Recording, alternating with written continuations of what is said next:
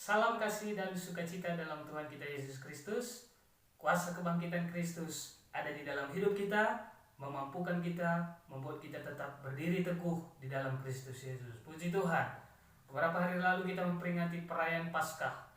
Itu hari perayaan di mana Yesus telah mati di Kalvari, darahnya tercurah mengalir untuk menebus kita, untuk membayar segala hutang dosa kita, dan sudah dibayar lunas sehingga kita adalah milik Kristus karena kita sudah dibayar lunas oleh darah Yesus.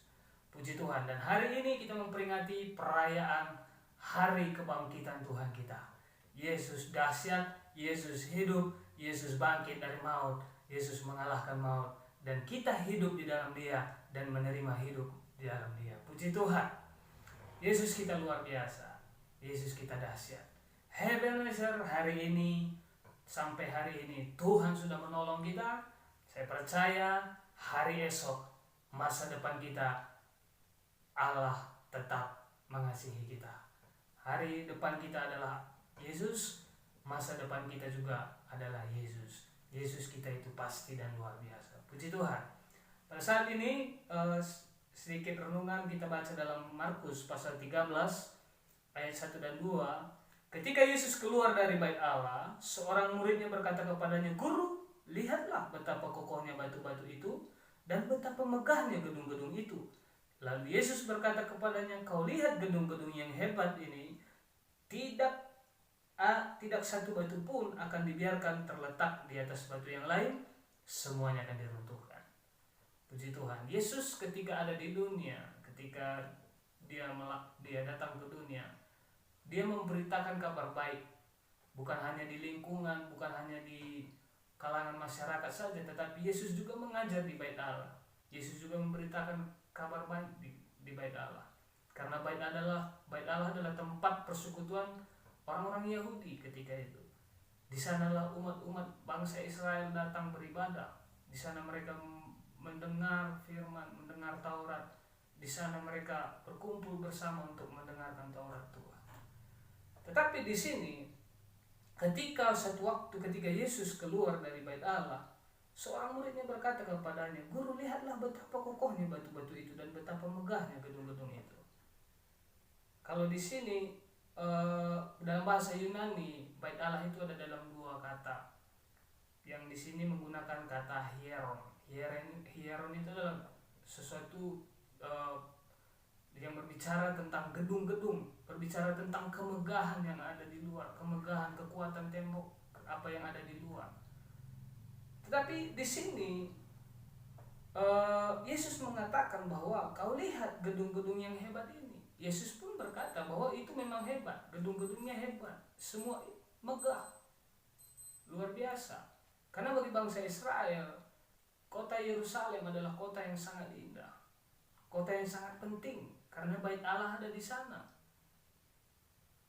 Sehingga bangsa Israel menganggap kota Yerusalem itu adalah kota yang sangat indah dan mulia. Ya jelas, karena firman Allah pun menjelaskan bahwa surga pun dikatakan disebut Yerusalem baru, kota Allah, kota indah, kota mulia. Karena apa? Karena di sana ada bait Allah. Allah ada di sana.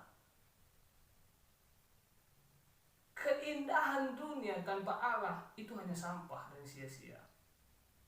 Tetapi apapun, dimanapun, ketika Allah ada di sana, itu yang membuat tempat dan kota itu, bahkan rumah itu menjadi indah dan mulia. Tanpa kehadiran Allah, tanpa Allah ada di sana, semua hanya sia-sia. Makanya Yesus katakan, tidak ada satu batu pun yang akan berdiri di batu yang lain. Kenapa? Ketika Allah tidak ada di sana, itu semua hanya kesementaraan, hal-hal sementara. Semua yang di dalam Allah lah yang kekal dan mulia. Alangkah miris, sesuatu yang menyedihkan ketika pelayanan kita pun, hal-hal rohani kita pun berbicara tentang hal-hal kemegahan yang dunia, kemegahan fisik. Bukan lagi, mungkin kita bisa bangga dengan prestasi pencapaian apa yang kita bisa hasilkan dan kerjakan, tetapi itu hanya kemegahan yang akan sementara. tetaplah Allah. Tanpa Allah, semua hanya kesia-siaan. Sebab itu kita harus menyadari, oleh Kristuslah, oleh Allah lah membuat segala sesuatunya indah. Itulah yang memberikan kita hidup yang sejati. Saya percaya pernah suatu ketika orang-orang Yahudi datang kepada Yesus. Yesus memberi penegasan karena mereka sering datang untuk menjebak, untuk menyerang Yesus dengan pemahaman-pemahaman, dengan argumentasi mereka. Yesus berkata, rombak bait Allah ini, dalam Yohanes pasal 2 ayat 19-21. Rombak bait Allah ini, pada hari yang ketiga aku akan membangunnya kembali 3 hari, kata Yesus. Orang-orang Yahudi bingung, ini orang bangun 46 tahun, kamu bilang kamu mau bangun 3 hari. Yang Yesus maksudkan adalah tubuhnya sendiri. Yesus membangun kerajaan kekal. Yesus membangun bukan hanya ritual-ritual spiritual, tetapi Yesus membangun satu hubungan tanpa batas antara umat Allah dengan Allah. Membangun suatu hubungan tanpa batas dan ruang antara Allah dengan umatnya. Itulah yang Yesus kerjakan dan bangun. Makanya dikatakan bahwa di dalam kitab 1 Korintus, Paulus menuliskan bahwa kamu sudah dibayar lunas oleh darah Yesus di Kalvari, sehingga Allah, kita disucikan, dikuduskan, Allah berdiam di dalam tubuh kita, di dalam hidup kita. Kita menjadi bait Allah. Bait Allah tidak lagi berbicara tentang gedung dan fisik, tetapi Allah, Yesus membangun bait Allah di dalam hidup kita, di dalam jiwa kita, sehingga ada satu hubungan. Kita dimerdekakan dalam hubungan, kemerdekaan dalam hubungan antara kita dengan Allah kita. Karena ketika Yesus mati di Kalvari, tabir bait Allah terbuka, sehingga ada satu kemerdekaan antara hubungan Allah dengan umatnya. Yesus tidak hanya membangun ritual-ritual spiritual, tetapi Yesus membangun hubungan tanpa batas, karena Dia tidak terbatas. Puji Tuhan. Saya percaya kita adalah orang-orang yang sudah menikmati Kristus. Kita orang-orang yang sudah ditebus, dibayar lunas, sehingga hidup kita bukan milik kita lagi, tetapi kita adalah milik Kristus. Dan oleh kuasa kebangkitan Kristus, pengharapan kita pasti, pengharapan kita kuat, hidup sejati ada di dalam kita, karena Kristus ada di dalam kita. Dan oleh Roh-Nya yang telah Dia curahkan bagi kita semua, yang akan terus memimpin kita untuk hari depan, hari esok. Karena di Ebenezer, sampai hari ini Tuhan sudah menolong, dan hari esok, masa depan kita tetaplah Tuhan. Yesus tetap menjadi hari esok kita. Yesus tetap menjadi masa depan kita, sebab Dia hidup.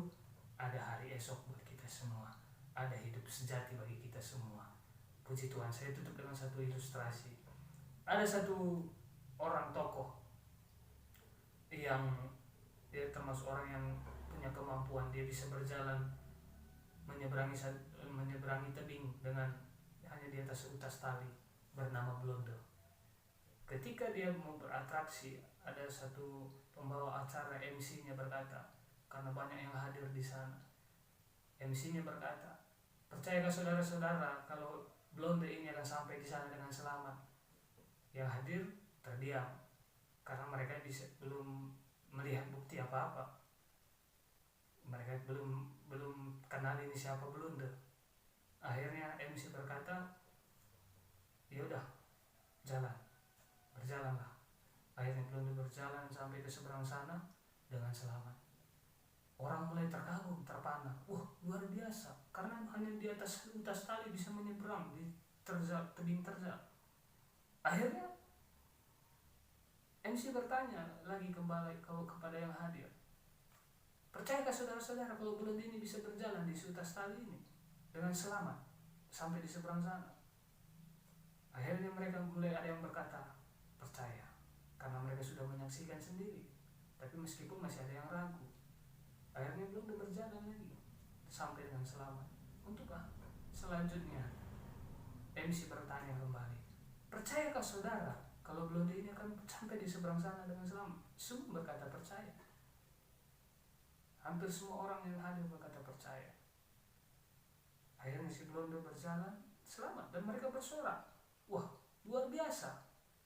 Akhirnya disuruh bawa beban juga, selamat di seberang sana dengan membawa beban.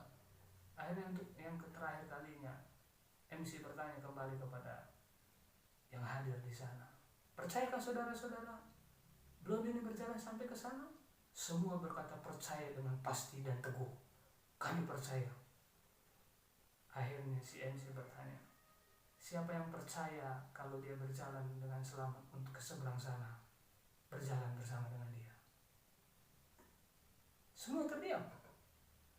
MC bertanya lagi, siapa yang percaya berjalan bersama dengan dia? Gak ada lagi suara apa-apa. Akhirnya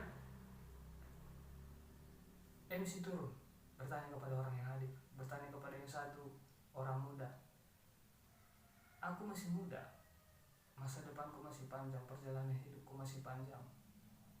Akhirnya MC pergi lagi kepada yang lebih dewasa lagi, yang sudah keluarga muda, berkata, anakku masih kecil, tanggung jawabku masih ada, aku harus rawat, aku harus pelihara ini dan itu.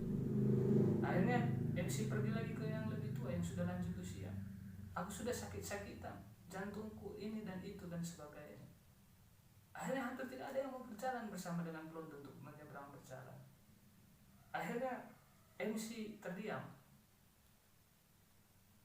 sampai karena tidak ada lagi yang berjalan bersama dengan blonde, tidak ada yang mau. Akhirnya tiba-tiba ada datang seorang anak, aku yang akan berjalan bersama dengan dia. Akhirnya si blonde berjalan dengan anak itu dan sampai di seberang sana dengan selamat. Semua bersorak kegirangan, luar biasa, dahsyat, luar biasa, dahsyat, luar biasa, dahsyat. Tidak ada satu mulut pun yang tidak bersorak. Semua mengatakan bahwa itu luar biasa. Tetapi MC penasaran.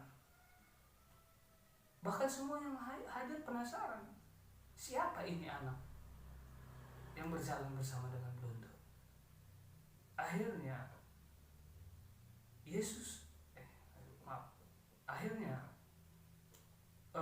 MC bertanya kepada anak itu, kenapa kamu berjalan bersama dengan dia? Datang anak ini bilang, iya, emang kenapa? Kok kamu mau berjalan? Kamu gak takut bahaya, jatuh atau bagaimana? Datang anak ini jawab, bilang seperti ini, dia adalah papa saya. Saya yakin dan percaya papa saya tidak pernah berpikir merencanakan sesuatu yang jahat bagi saya. Dan sekalipun aku harus jatuh dan mati, aku tidak akan pernah menyesal karena dia adalah papaku. Inilah yang menjadi satu keputusan bagi hidup kita. Siapa Yesus, siapa Allah bagi kita akan sangat menentukan iman dan keyakinan kita berjalan bersama dengan Dia. Di tempat kita berpijak ini, dunia ini sementara, segala sesuatunya akan lenyap. Bahkan MC, pembicara sekalipun, kalau tidak berjalan bersama blonde, tidak akan sampai di seberang sana. Di seberang sana mahkotaku. Semua orang harus berjalan sampai di seberang sana. Dan tanpa Yesus tidak akan ada yang sampai di seberang sana. Semua hanya akan runtuh dan menjadi puing dan lenyap dengan segala sesuatunya. Tetapi orang yang berjalan bersama dengan Yesuslah yang akan sampai di sana dan menikmati hidup sejati, menikmati kemuliaan kekal, menikmati kemegahan Allah, kemuliaan Allah kekal selama-lamanya. Puji Tuhan, Tuhan berkati. Saya percaya Allah tetap mengasihi kita. Berjalanlah tetap bersama dengan Tuhan. Di dalam terjal sekalipun, di dalam bahaya sekalipun, kalau Dia adalah Allah kita, Dia adalah Papa kita, Dia adalah orang yang kita kasihi, kita tidak akan menyesal meskipun dalam segala peristiwa dan kejadian. Puji Tuhan, Tuhan berkati. Kuasa kebangkitan Kristus ada di hati kita, ada di hidup kita, membangkitkan kita, membangun kita, memastikan pengharapan kita. Yesus luar biasa, dulu, sekarang, dan selama-lamanya. Sampai hari ini Tuhan tolong kita, besok bahkan hari depan, masa depan kita, tetaplah Yesus. Puji Tuhan, Tuhan berkati. Kita berdoa. Kami bersyukur Bapa buat keajaiban-Mu, buat karya-Mu, keagungan-Mu. Kau luar biasa, Engkau telah mati di Kalvari untuk menebus kami. Bahkan kami bersyukur Engkau adalah Allah yang hebat. Engkau bangkit mengalahkan maut, Engkau hidup, sehingga kami percaya Tuhan di dalam Engkau kami ada kehidupan. Terima kasih buat segala sesuatunya Tuhan. Dalam kuasa kebangkitan-Mu ada di hati kami, ada di hidup kami, sehingga kami akan terus melangkah dengan pasti. Kami percaya Tuhan, kuasa kebangkitan-Mu lah yang akan memampukan kami untuk menjalani perjalanan sampai kepada janji yang sudah ditentukan oleh Tuhan. Puji Tuhan dan bersyukur Tuhan, di dalam segala sesuatunya nama-Mu dibesarkan dan dipermuliakan. Tuhan tolong kami semuanya, Tuhan menyertai pelihara kami berjalan dan sampai kepada tujuan bersama dengan Tuhan. Berkati umat-umat-Mu, berkati orang-orang yang mengasihi Engkau, damai sejahtera bagi umat-umat-Mu, damai sejahtera bagi kami semua yang mengasihi Tuhan.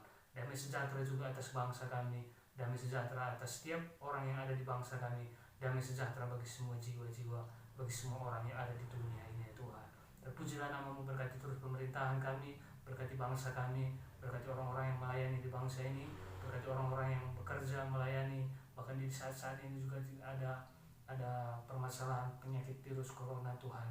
Orang-orang yang melayani di sana garis depan, tangan Tuhan yang kuat akan melindungi Tuhan, melindungi mereka. Tangan Tuhan yang kuat akan mengurapi mereka, hikmat Tuhan memenuhi mereka, kuasa kasih Tuhan akan meneguhkan hati mereka dan menjadikan mereka menjadi pahlawan-pahlawan yang luar biasa. Berkati juga Tuhan gereja-Mu, berkati hamba-hamba-Mu, berkati umat-umat-Mu, anak-anak-Mu, bahwa supaya kami mengerti dan sadar bahwa dalam hubungan kami dengan Allah, kami punya tanggung jawab. Kami harus dewasa berhubungan dengan Tuhan, sehingga kami percaya Tuhan di dalam segala sesuatunya, dan nama Tuhanlah dimasyhurkan dan dipermuliakan. Terpuji nama-Mu Tuhan. Kami bersyukur buat keajaiban, kehebatan Tuhan. Bagimu-lah kemuliaan kekal selama-lamanya di tempat maha tinggi. Dalam nama Tuhan Yesus Kristus. Puji Tuhan. Amin. Tuhan Yesus memberkati semua.